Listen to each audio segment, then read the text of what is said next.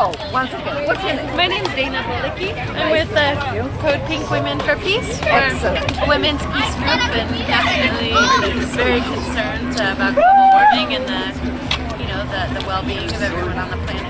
Okay, so what would you change personally to reduce the effect? You mean In your life? in my personal life? Well, I sold my car recently, but that makes it very easy here in New York. My bike got stolen, so I walked.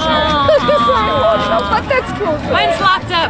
Yeah, use the big And I mean, I think there's a lot you can do. Like even when I moved here, just the difference it made between having a coffee cup, like a reusable one, as opposed to just the constant coffee cups, that you fill over. And I think just being really, mindful of the food you eat, where things, come from, the things you contribute to, what you buy, even just bringing cloth bags to the market. I mean, New York is such a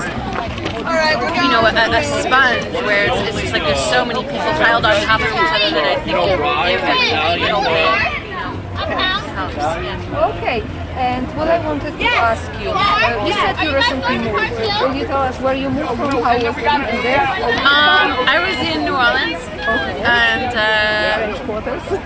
no, I didn't live there, but I lived a neighborhood outside. So. That was it. We're done. Well, but I mean, New Orleans was after Katrina was greatly impacted, and basically the whole place turned into a landfill. And I mean, there was no recycling, there was no anything. So everything was starting from the ground up again. So while there's a lot of work to do, and it was a great place to be for that, it's kind of nice to be here. Kind of see, a lot of communities that can really focus on things like the environment, whereas like in New Orleans, it's not necessarily a priority right now. So It's like a war zone, so you can understand. I definitely could understand, making sure your kids are fed and that you can, get to work each day or finding a job is more important than sometimes. So. But I think there is global resources which should be allocated to improving the quality of life and thinking about the global issues instead of creating more conflicts, more wars, and unnecessary spendings on things which not helping anybody with anything. Absolutely, and when you see the effects of environmental degradation that totally adversely affects certain populations, which is like, a lot of like minority groups or, poor communities, which is, a lot of like certain areas in New Orleans where I was living, you see the impact and you see the carelessness and the thoughtlessness. So, Lack of education, lack of awareness also. Yeah, I mean on all parts, on the politician side, on the citizen side. I mean, there's a lot of Taking easy way out instead of making effort and thinking what my actions might affect the rest of the world. So it just takes everybody to just get a little conscious of it. Care about. Lots of people rely on religions right now and speak so much about religions.